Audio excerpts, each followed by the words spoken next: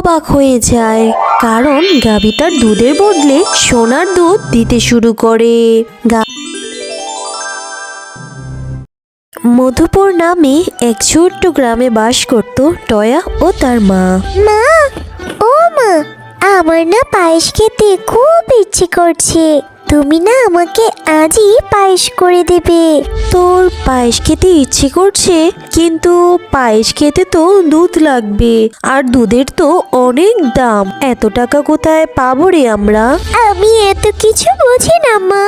তুমি যদি আমাকে আজকে পায়েস রেঁধে না দাও, তাহলে কিন্তু আমি আজ বাড়ি থেকে বেরিয়ে যাব। এই আমি বলে দিলাম। তুমি সবসময় আমাকে নানান বাহানা দাও, কখনোই পায়েস করে দাও না। না রে মা, এভাবে তুই বলিস না। তুই ছাড়া যে আমার পৃথিবীতে আর কেউই নেই। আমি দেখি কারো বাড়িতে একটু দুধ পাই কিনা। এসব বলে শেফা শিয়ালিনী বাড়ি থেকে বেরিয়ে পড়ে দুধ আনার জন্য। আর যেতে যেতে পথের মধ্যেই ঝুমা শিয়ালিনীর সাথে দেখা হয়। আরে আরে শেফা যে, তা কোথায় যাচ্ছিস তুই? আর বলো না ঝুমা ভাবি, মেয়েটা পায়েস খাওয়ার জন্য বায়না ধরছে, তাই দেখি কারো বাড়িতে কোনো দুধ পাই কিনা। সবার বাড়িতে গিয়ে কোনো লাভ নেই, বুঝেছিস? কারণ ওইদিকে কারো বাড়িতেই কোনো গাভী নেই। গাভী যেহেতু নেই, তাহলে দুধ পাবি কোথা থেকে? তবে উত্তরের জঙ্গলে নাকি বাঘ মামা বসবাস করে, তার বাড়িতে কিছু গাভীও পালে শুনেছি। হয়তো সেখানে গেলেই তুই দুধ পেতে পারিস। ঠিক আছে মুন্নি ভাবি, আমি তাহলে বাঘ মামার বাড়িতেই যাই। অপয়া গাভী, দুধ দে বলছি, না হলে আমি আজকে তোকে মারতে মারতে মেরেই ফেলবো। তারপর শেফা হাঁটতে হাঁটতে উত্তরের জঙ্গলে চলে যায়। এ কি বাঘ মামা, তুমি গাভীকে এইভাবে মারছো কেন? মেরো না, আর মেরো না বাঘ মামা। গাভীটা যে অনেক কষ্ট পাচ্ছে, আরো বেশি মারলে যে গাভীটা মারাই যাবে। আমার গাভীকে আমি মারবো না কাটবো, সেই কৈফত আমি তোকে কেন দেবো? হ্যাঁ, আর তোর কত বড় সাহস, বুনো শিয়ালিনী হয়ে আমার কাছে বাধা দিতে এসেছিস? আমার বাড়ি থেকে এখনই বেরিয়ে যা বলছি। বাঘ মামা, আমি তো তোমার বাড়িতে থাকতে আসিনি।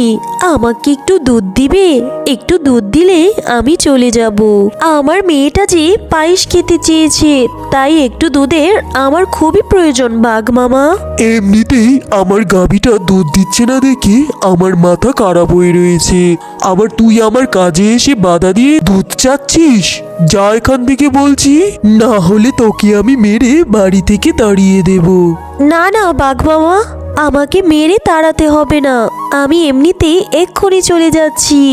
মালিক, সে কতক্ষণ ধরে দুধ দোয়াচ্ছি, কিন্তু এক ফোঁটা দুধও বের হচ্ছে না। বুঝেছি, এই গাভী আর দুধ দিবে না। এটার পেট থেকে যে একটা বাচ্চা বের হয়েছিল, সেটাও তো মারা গেছে।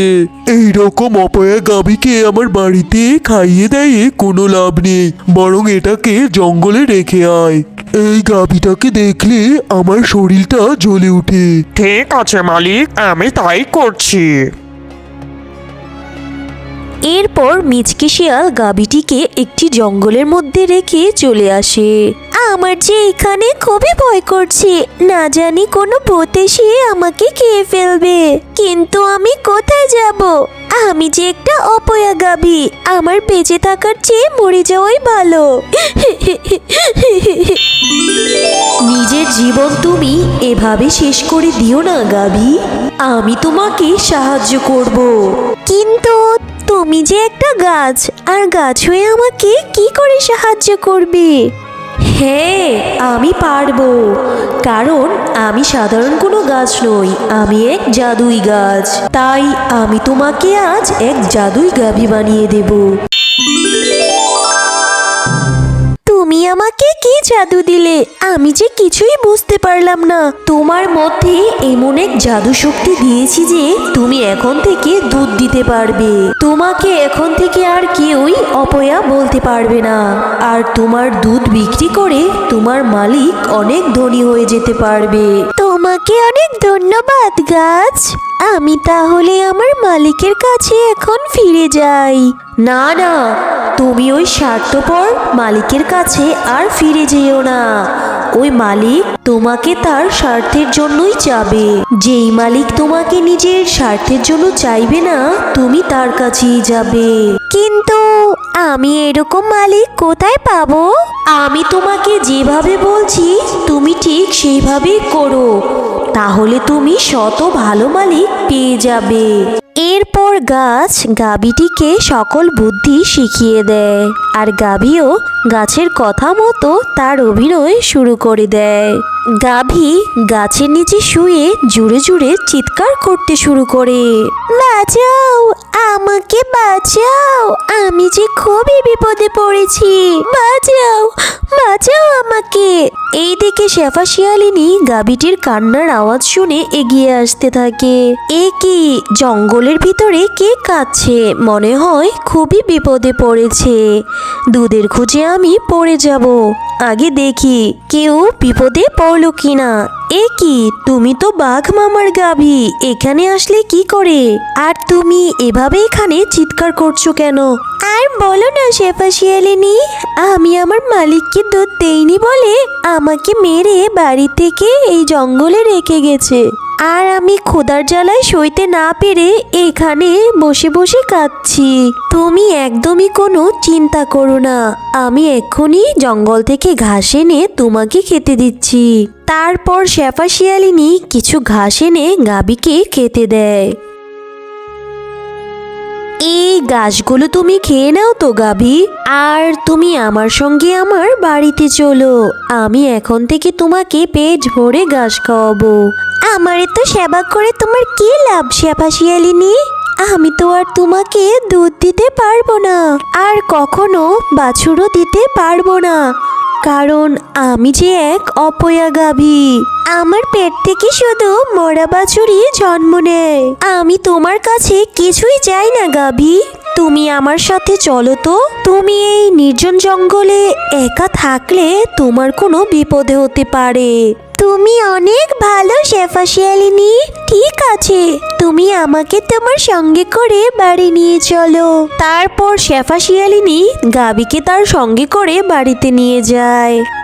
মা, মা, তুমি দুধ আনতে গিয়ে গাভী নিয়ে আসলে? কি মজা, কি মজা!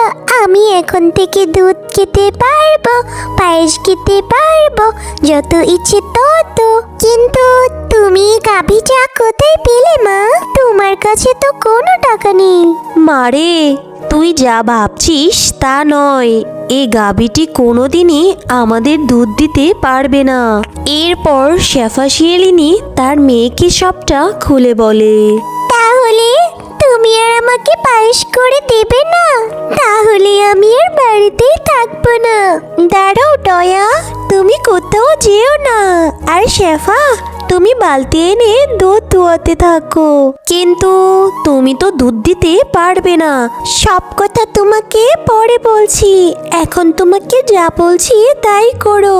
তারপর শেফা একটি বালতি এনে দুধ দুয়াতে থাকে, আর শেফা অবাক হয়ে যায়, কারণ গাভীটার দুধের বদলে সোনার দুধ দিতে শুরু করে। গাভী, তুমি সাদা দুধের বদলে সোনালী কালার দুধ দিচ্ছ কেন? তাহলে কি এগুলো সোনার দুধ? সোনার দুধ? ও, তাহলে গাছ বন্ধু ঠিকই বলেছিল। আমার মালিক দুধ বিক্রি করে খুব তাড়াতাড়ি ধনী হয়ে যেতে পারবে। গাভী, তুমি এসব কি বলছো? আমি যে কিছুই বুঝতে পারছি না। এরপর গাভী শেফা শিয়ালিনীকে সব কথা খুলে বলে। শুনেছ সব কথা? এখন তুমি এই সোনার দুধগুলো নিয়ে বাজারে নিয়ে যাও, আর বিক্রি করে তোমার মেয়েকে সাদা দুধ এনে পায়েস করে দাও। তারপর শেফা শিয়ালিনী বাজারে সেই সোনার দুধগুলো নিয়ে যায়, আর সেগুলো বেশ ভালো দামে বিক্রি করে। আর এভাবে কয়েক মাস কেটে যায়। সোনার দুধ বিক্রি করে শেফা অনেক ধনী হয়ে যায়। আরে আরে, এখানে তো সেই গরিব শেফা শিয়ালিনীর বাড়িটা ছিল, কিন্তু এই সুন্দর বাড়িটা আবার কে বানালো? বাঘ মামা, কি ভাবছো? এত সুন্দর বাড়ি আমি কি করে বানালাম? এইটা তোর বাড়ি? কিন্তু এত সুন্দর বাড়ি তুই কি করে বানালি রে শেফা? তখন শেফা শিয়ালিনী বাঘকে সব কথা খুলে বলে। শেফা, আমাকে তুই ক্ষমা করে দে রে। একদিন একটু দুধের জন্য আমি তোকে কতই কথা না শুনিয়েছি। আর দেখ, আজ সেই তুই কত ধনী হয়ে গিয়েছিস। আসলে আমি খুবই খারাপ। আমি গাভীটির সাথে কতই না অন্যায় করেছি। আমার এই মুখ আমি গাভীকে দেখাতে পারবো না। এ কথা বলে বাঘ ওখান থেকে চলে যায়। আর এরপর থেকে শেফা তার মেয়ে টয়া আর তাদের সেই গাভীকে নিয়ে সুন্দরভাবে জীবনযাপন করতে থাকে। হ্যালো বন্ধুরা, গল্পটি ভালো লেগে থাকলে চ্যানেলটি সাবস্ক্রাইব করে দিবেন এবং পাশে থাকা বেল আইকনে প্রেস করে আমার পাশেই থাকবেন। ধন্যবাদ।